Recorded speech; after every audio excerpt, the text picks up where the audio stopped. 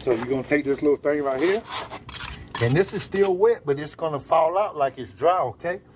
So you're gonna take this little thing right here, and you're gonna pull everything. Everything you see that's bulging, everything. Because if you don't, it's gonna leave it shiny. It's gonna leave it shiny, okay? That's how we know you haven't touched this mortar at all, because it will have a glaze on it, okay? So everything you see me throw up in these holes and stuff, it will come out. It's not ready yet, so I'm not gonna smear it, but I'm gonna get you what I can, okay?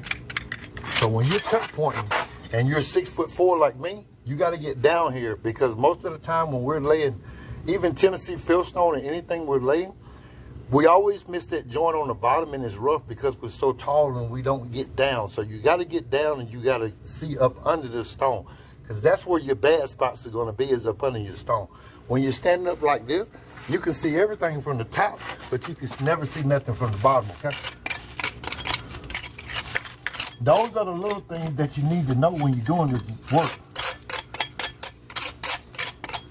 And if you do not pick it, however it dries, that's the way it is gonna look. And if I was you, I would not take that look. Okay, they say, how do you keep it so clean? You're gonna have to do this as you go, okay? It won't take you but a second, but you gotta do it. This is not a joint, this is called a shadow joint.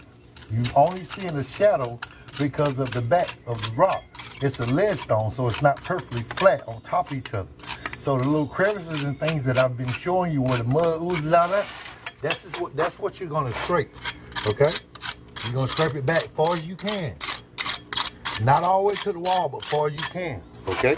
The next thing you're gonna do, you're gonna take this little brush and you're gonna go sweep it. Now listen, just don't go this way with the brush. You got to go up with the brush, all kind of way. You got to get all that little stuff like that between, okay?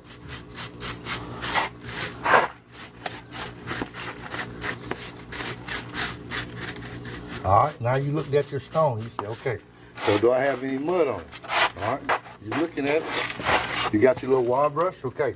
So you say you got a little mud. You just want to touch it a couple times, get it off. You got a little mud here. You want to touch it a couple times, get it off. You want to touch it a couple times, get it off. You don't want to sit here and just back and forth. You just want to barely touch it. Because this is artificial stone, it's not painted, it's made with a pigment. You just want to touch it a couple times. You don't want to sit here and scrape. You're not doing flagstone joints or nothing.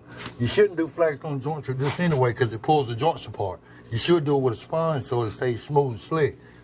You only use this to get the rough off. After you get the rough off, this gets put down, and then you really get to work with the sponges and things of that nature.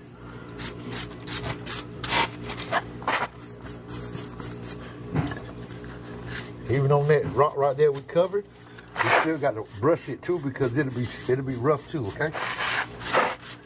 So as we go,